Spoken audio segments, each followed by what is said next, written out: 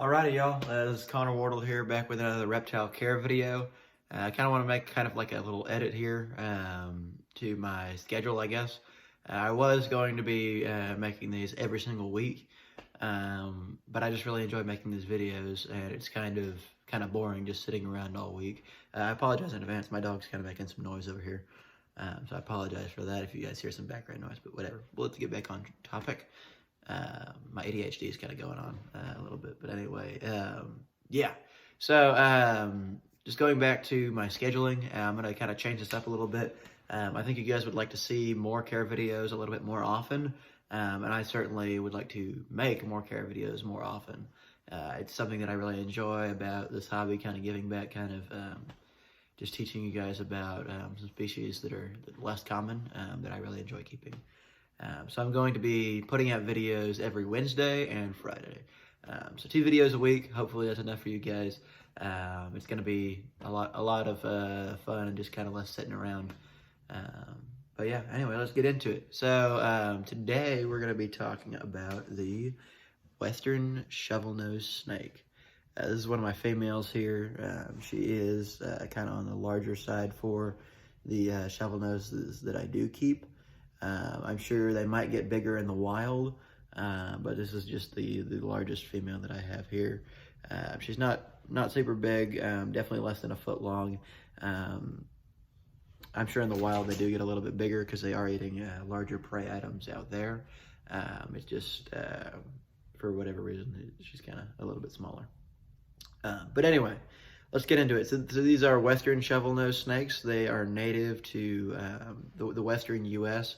They range, there's a few different subspecies, but just for the sake of this video, I'm just going to talk about Shovelnoses in general, not just specific to the Western Shovelnose. The care for these 3 species is pretty much exactly the same. You might change up the substrate ratio a little bit depending on the area your animal was collected. But anyway, so the 3 species of shovelnosed snakes we have out there are the Colorado Desert shovelnosed snake, the Sonoran shovelnosed snake, and the Western shovelnosed snake. There is a population in Southern California that they're calling the California shovelnosed snake. I would kind of lump that in with the Sonoran shovelnosed snake. That's just how I look at things. But yeah, so anyway, as far as diet goes in the wild, they'll pretty much eat any small invertebrate that they can overpower, whether that be some small cricket, a centipede, a scorpion, or any other just kind of small invertebrate. As far as diet and feeding in captivity, I feed these guys small crickets, bark scorpions, mealworms, mealworm beetles, and then I'm going to be incorporating centipedes into their diet once I get my centipedes to produce for me. I'm working with eastern bark centipedes that I got from Max Moses recently. I've got a colony of about 6 of them. They do live communally, so I'll be kind of putting those into a kind of just a 10-gallon. I'll talk about those later whenever I get into more specialized feeder stuff. But let's get it back on track to the shovelnoses here. It's kind of a smaller snake. I'm not really doing the best at showing you guys, just because it is kind of a smaller snake, but I'll kind of put it back up here. So that goes as far as diet and feeding. Since they don't have, since it's all invertebrate prey, I like to calcium dust their feeders at least once a week. I've got these guys feeding 3 times a week.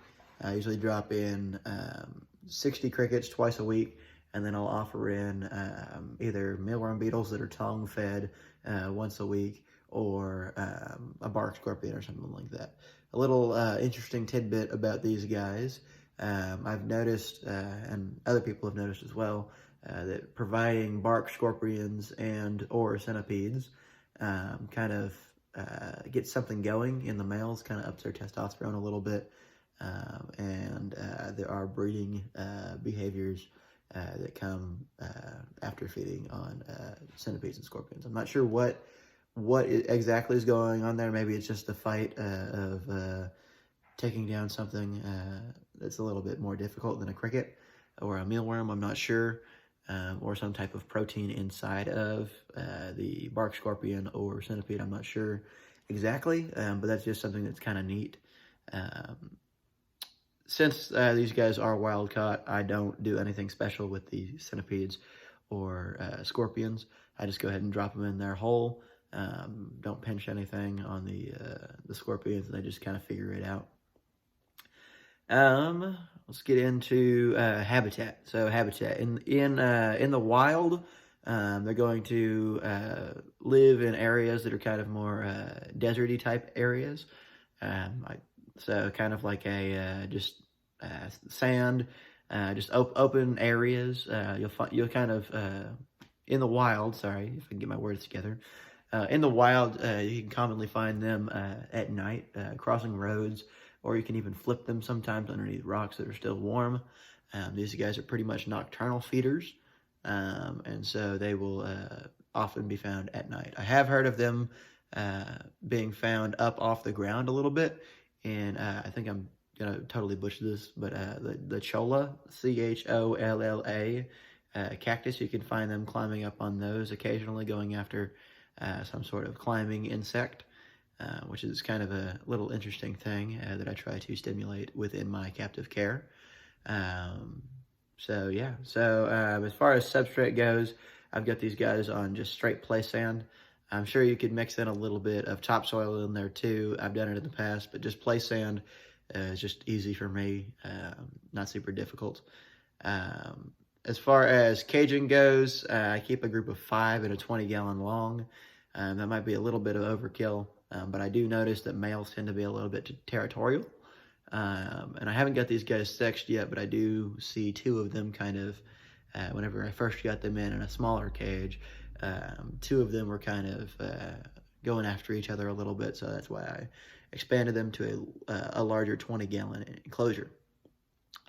I keep these guys on, just like I said, just play sand. I want to make sure that it's got some nice, some deep bedding in there where they can burrow. These guys are fossorial. They've got that little shovel-nosed face. Let me see if I can get that to focus on the camera there. It's not really working too well. There you can kind of see it, that little plate there in the front. Let me see if I can get it to focus. It's a little bit better. They've got a little scale here on the front of their nose that they use to dig and burrow in the sand. These guys are very agile sand swimmers. They spend the majority of their time, whenever I'm in the room, they spend the majority of their time burrowed. They do come up to eat pretty regularly. I will see them kind of climbing in their cage sometimes. So I provided a little oak branch that I just cut off one of my trees in the backyard last year, and I find them climbing up in that quite often. I think it's kind of neat. We got a little periscoping behavior that just went on there. That was kind of neat to see. But yeah, so I enjoy providing them some climbing ability there. Another thing that I have kind of noticed is beneficial, not 100% necessary, but something that I provide just to provide a little bit more enrichment. I've got a humid hide in there, so they've got just a little Tupperware container in there that I have full of moist sphagnum moss, and I bury that in the sand, and I leave it the top of it just level with the sand. That way they can easily get in and out of their humid hide there. I find they don't really use their water bowl too much.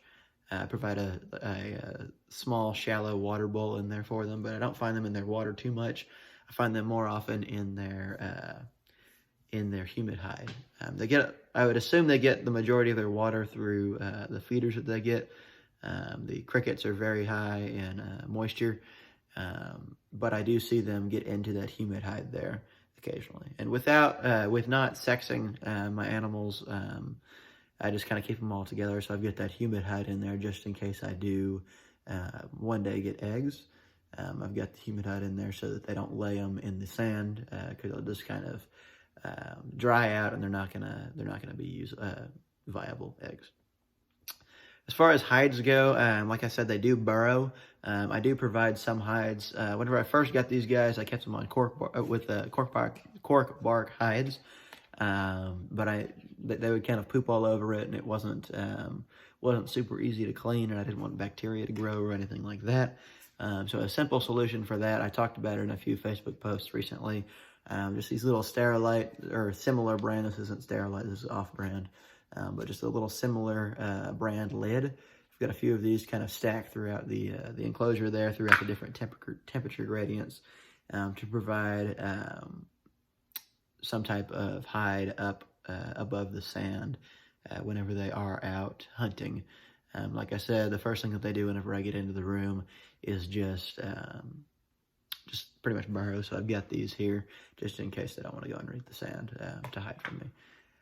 As far as temperatures go, I keep these guys a little bit warmer than the rest of my colubrids. I keep the rest of my collection around 80 to 82 degrees.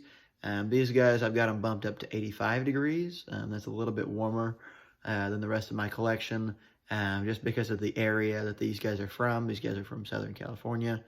I don't really have a specific reason for that, other than I've just been kind of tracking the temperatures in that area through Apple Maps. And I just wanted to provide something that was a little bit more similar to their native range, since these guys are wild-caught animals. As far as handling goes, these aren't really a handleable species. As you can see, this girl's doing okay, but what she's trying to do, she's just trying to burrow there. You can kind of see her head going in between my fingers here, just trying to get burrowed. So I wouldn't recommend these guys as a handleable species. They're definitely more of a display species, but they can be quite rewarding once they get comfortable with you, and it's just really cool watching these guys hunt whenever they do come out and eat. So yeah, so not a handleable species. They're not super difficult to keep if you keep them correctly. I have seen people try and keep them on aspen or cocoa bark.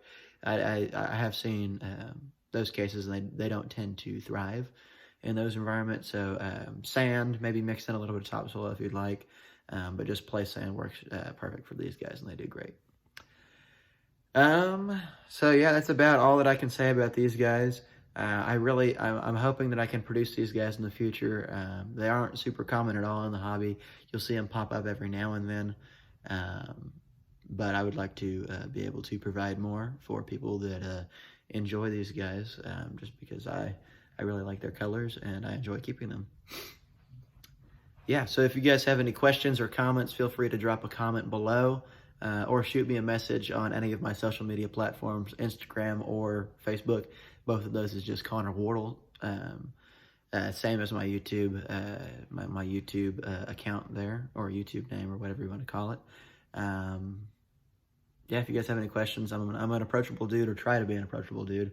I'll answer your questions and can help you guys learn more about these species. So anyway, hope you guys enjoyed this video, and I'm looking forward to providing more content for y'all in the future. Have a good rest of your day.